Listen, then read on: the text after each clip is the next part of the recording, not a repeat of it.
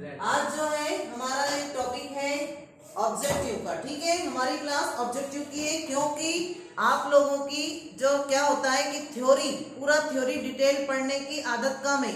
आप लोग theory detail पढ़िए, रेफरेंस बुक से पढ़िए, स्कूल से जो आपको एनसीईआरटी की बुक प्रोवाइड की गई है उस बुक को पूरा डिटेल पढ़िए, ताकि डिटेल पढ़ने से ऑब्जेक्टिव के नंबर आप अच्छे स्कोर कर सकते हैं और अपने रिजल्ट को ज्यादा अच्छा बना सकते हैं। तो ऑब्जेक्टिव के लिए फिर भी कुछ महत्वपूर्ण ऑब्जेक्टिव जो है टॉपिक में से सिलेक्टेड वो मैं आपको यहाँ बता रही हूँ। तो जैसे कल मेरी इसके पहले वाली जो वीडियो थी, कल वाली क्लास में आपने लेसन फर्स्ट और सेकंड 12th क्लास का जो जनरल वाला यूनिट है उसका फर्स्ट सेकंड लेसन के ऑब्जेक्टिव आपने देख लिए होंगे, याद भी कर लिए होंगे। आज थर्ड और फोर्थ लेसन के ऑब्जेक्टिव्स हैं।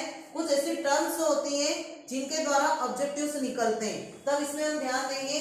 सबसे पहला हमारा जो थर्ड लेसन है वो है मानव जनन, है ना, मनुष्यों में जनन। उसमें सबसे पहला मानव एक सजीव प्रजक है। सजीव प्रजक मतलब वो अपने ही समान सजीव प्राणी को जन्म देता है। छोटा बच्चा होता है ना, तो सजीव प्राणी को जन्म देता है। नर व मादा युग्मक अगुणित होते हैं। इनको कैसे देखेंगे आप? नर और मादा युग्मक अगुणित होते हैं। अगुणित का मतलब क्या है कि अगुणित, जैसे कि एन, यहाँ मैंने लिखा एन, एन मतलब अगुणित, अगुणित मतलब 23 गुणसूत्र। कितने?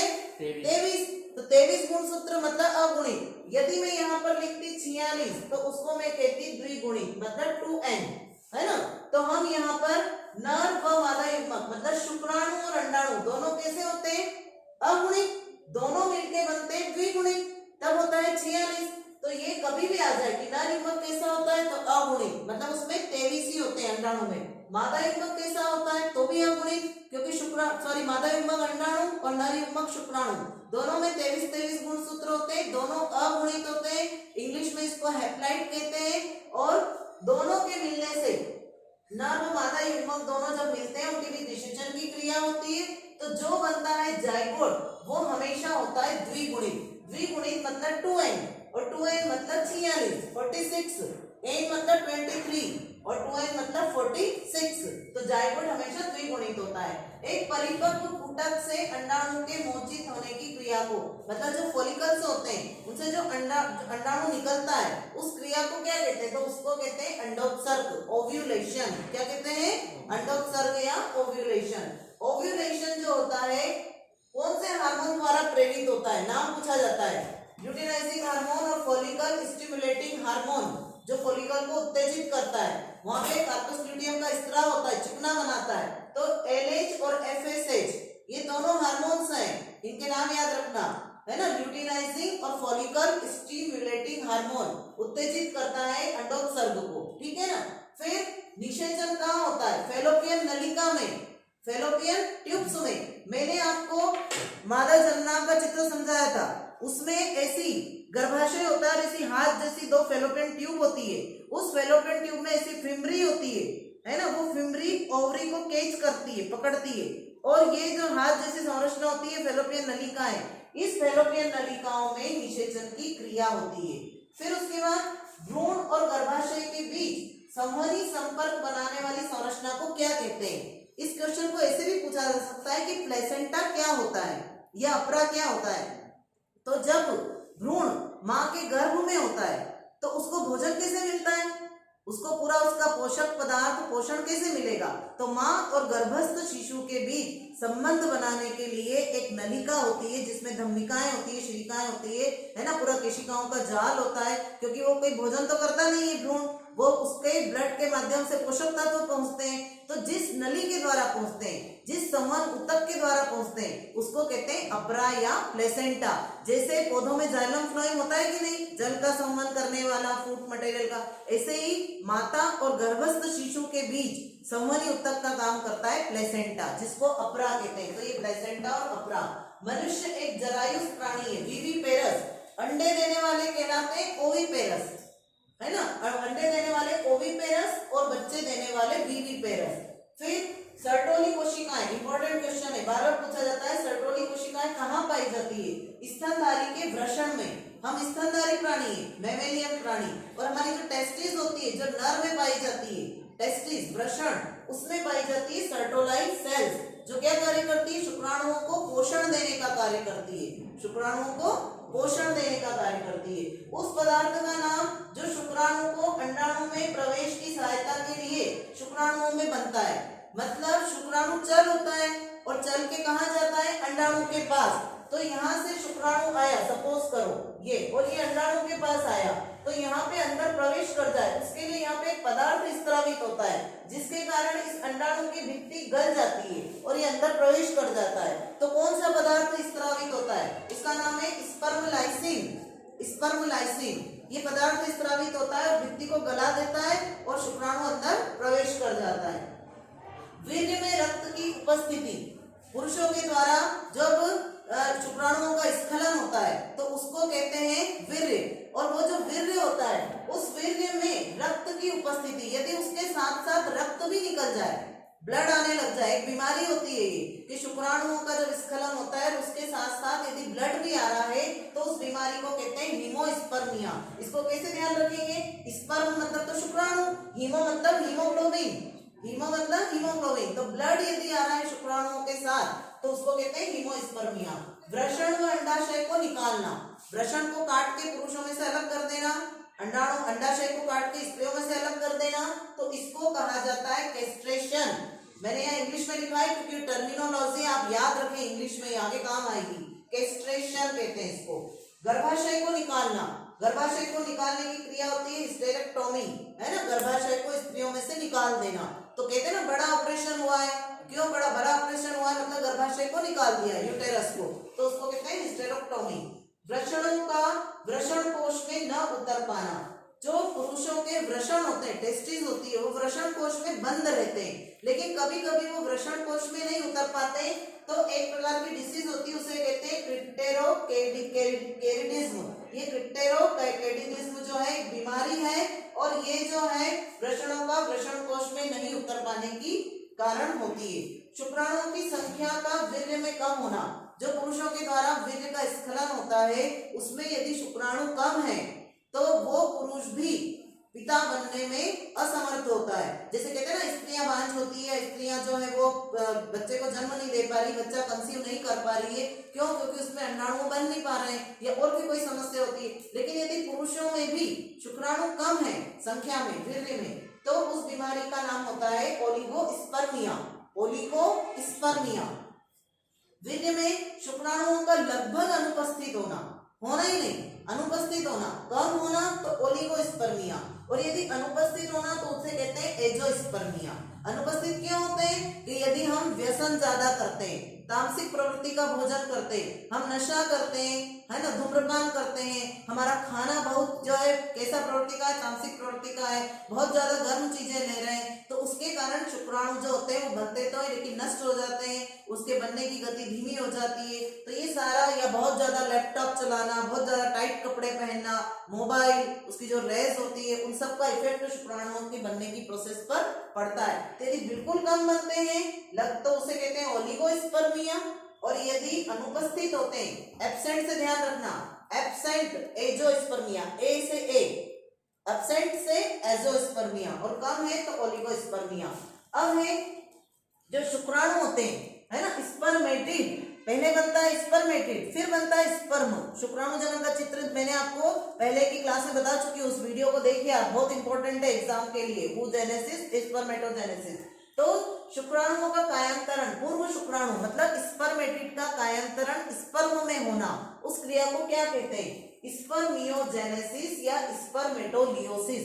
ऑब्जेक्टिव में आता है ऐसा एक क्वेश्चन कि स्पर्मेटिड का स्पर्म में बदलना या स्पर्मेटिड का स्पर्म में कायांतरण क्या कहलाता है, तो उसे कहते हैं स्पर्मियोजेनेसिस या स्पर्मिटोलियोसिस। देखो स्पर्मेटिड ऐसा होता है गोल, और इससे बन जाता है स्पर्म डायरेक्ट, ये ऐसा जिसमें सिर, गर्दन और ये पूंछ होती है, और ये स्पर्मेटिड होता है गोल। तो इस गोल का, स्पर्मेटिड का इस जल शुक्राणु में परिवर्तित होने की क्रिया का नाम है स्पर्मियोजेनेसिस या स्पर्मेटोलियोसिस। नर परिवार नियोजन की पद्धति, जब नर मतलब पुरुष परिवार नियोजन की पद्धति को अपनाए तो उसे कहते हैं वैसेक्टोमी। क्या कहते हैं, वैसेक्टोमी। और यदि मादा परिवार नियोजन की पद्धति को अपनाती है तो उसे कहते हैं ट्यूबेक्टोमी। ट्यूबेक्टोमी ध्यान रखना, क्योंकि उसमें उसकी जो फेलोपियन ट्यूब होती है, फेलोपियन नलिका, उसको काटकर और बांध दिया जाता है। तो ट्यूब को बांधते हैं इसलिए ट्यूबेक्टोमी, ट्यूब को बांधते हैं इसलिए मादा में ट्यूबेक्टोमी। तो दूसरा वाला कौन सा है, वेसेक्टोमी, वो पुरुषों में, क्योंकि उसमें वास डिफरेंस को बांधा जाता है, इसलिए शुक्र नलिका को। ठीक है। गर्भाशय की आंतरिक परत क्या कहलाती है, एंडोमेट्रियम, एंडोमेट्रियम होती है, मायोमेट्रियम होती है। तो ये तुमको तो ये ध्यान रखना है कि आंतरिक वाली एंडोमेट्रियम होती है। लड़कियों में रजोधर्म चक्र के प्रारंभ होने को क्या कहते हैं, मिनार्की। जो मिनिस्ट्रल साइकिल होता है, जो पीरियड टाइम्स होते हैं, मंथ में एक बार आते हैं, तो उसको कहते हैं मिनार्की, जैसे ही शुरू होता है। फिर खत्म होने की अवस्था, जब स्त्रियों में रजोधर्म चक्र के समाप्त होने को लगभग 50 की उम्र के बाद में, 45 के बाद में समाप्त हो जाता है, तो उसे कहते हैं रजनोवृत्ति या मिनोपॉज। ठीक है, दोनों ध्यान रखना, इंपॉर्टेंट है। शिशु जन्म के तुरंत बाद जब माँ बच्चे को जन्म देती है, तो कहते हैं कि पहले शुरुआत का 4-5 दिनों का बच्चों को दूध पिलाना अत्यंत आवश्यक होता है ना। जैसे गाय का भी आपने देखा होगा कि चीखा होता है, गाय का भी गाढ़ा गाढ़ा चीखा, ऐसा गाढ़ा गाढ़ा दूध निकलता है। तो उस समय माँ बच्चों को दूध पिलाती है। क्यों पिलाना जरूरी है, क्योंकि उसको कहते हैं कोलेस्ट्रॉल या खीस, स्तन ग्रंथियों से स्रावित होने वाला पदार्थ, उससे बच्चे, उसमें एंटीबायोटिक्स होते हैं, बच्चे की एंटीबॉडी डेवलप होती है, तो वो पिलाना बहुत जरूरी होता है। उसको कोलेस्ट्रॉल या खीस नाम से जाना जाता है। जायगोट से मोरूला बनने की क्रिया, नर युग्मक और मादा युग्मक दोनों के बीच निषेचन हुआ तो बना जायगोट। अब जायगोट में विदलन की क्रिया होती है, फिर उससे बनता है मोरूला, ब्लास्टुला, गेस्ट्रुला, ऐसी 3 जो है अवस्थाएं होती है। तो ये जायगोट से मोरूला बनने की क्रिया क्या कहलाती है, तो विदलन, या इंग्लिश में कहते हैं क्लीवेज।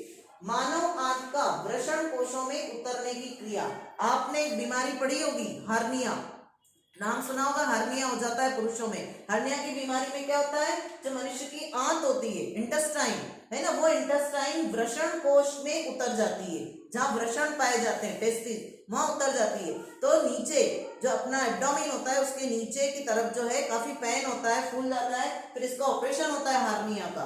तो ये हार्निया होता है। इस अंग में कार्पस ल्यूटियम का निर्माण होता है, अंडाशय में कार्पस ल्यूटियम का निर्माण वहां इसलिए होता है कि ये वहां पे चिकना बनाता है, इसको अंडाशय को चिकना का बनाता है, ताकि वहां पे क्या होता है, अंडाणु का निर्माण हो, अंडाणु का निर्माण होने के लिए। मनुष्य की उस विकासीय अवस्था का नाम जिसमें यह गर्भाशय की दीवार में प्रत्यारोपित होता है, मनुष्य में जो गर्भाशय में जब बच्चा गर्भ धारण हो जाता है स्त्री का, उसमें जब बच्चा गर्भ में पलता है, बड़ा होता है, तो जब वो गर्भाशय की दीवार में जाके निषेचन हो जाए, जायगोट हो जाए, और उसके बाद में भ्रूण माँ के गर्भाशय में प्रत्यारोपित हो जाता है जाके गर्भाशय में, तो उस अवस्था को क्या कहते हैं कि जब वो गर्भाशय में स्थापित हो गया, उसको कहते हैं फीटल अवस्था।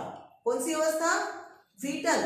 नर युग्मक मतलब शुक्राणु, मादा युग्मक मतलब अंडाणु, दोनों में निषेचन हुआ, बना जायगोट, युग्मनस, और जायगोट का जब बन गया तो उसके बाद वो भ्रूण में परिवर्तित होगा, और फिर वो गर्भाशय में प्रत्यारोपित हो जाएगा, वहां पूरी दीवार तैयार रहती है, और वहां जाके तैयार उस दीवार में स्थापित हो जाता है। 9 महीने तक वही विकास होता है। तो जो प्रारंभिक अवस्था है उसको क्या कहते हैं, फीटल कहते हैं। उसको क्या कहेंगे, फीटल।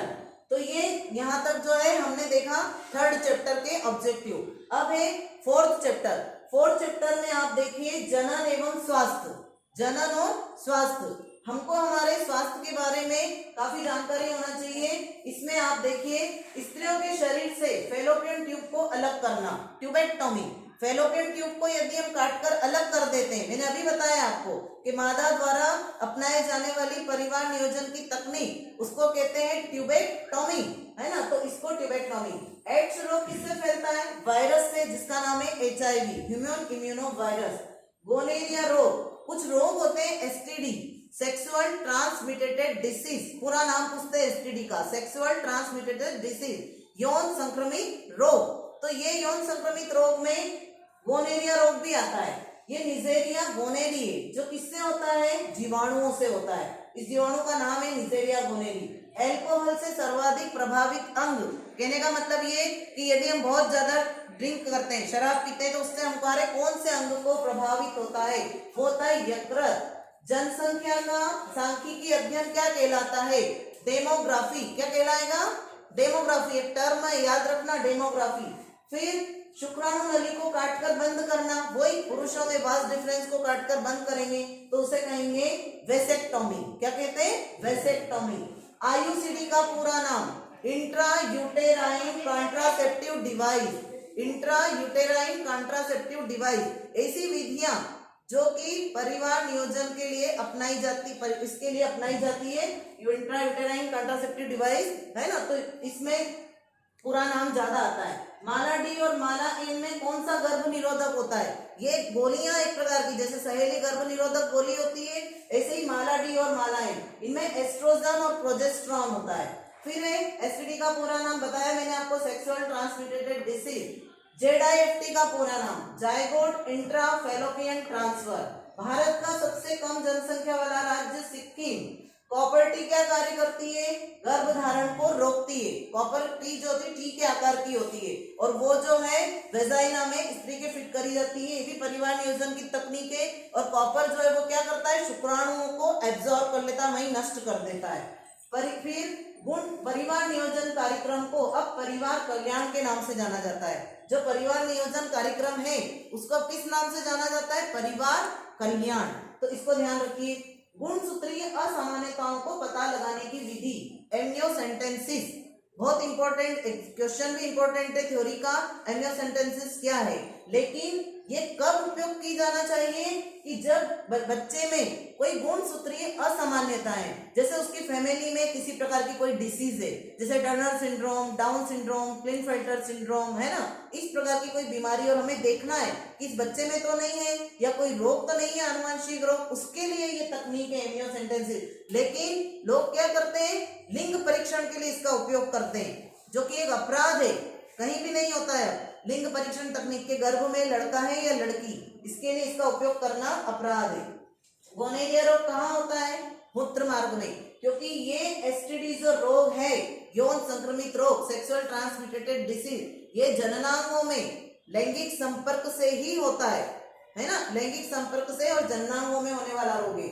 आईवीएफ उपचार लेने वाले प्रथम शिशु का नाम लुइस ब्राउन।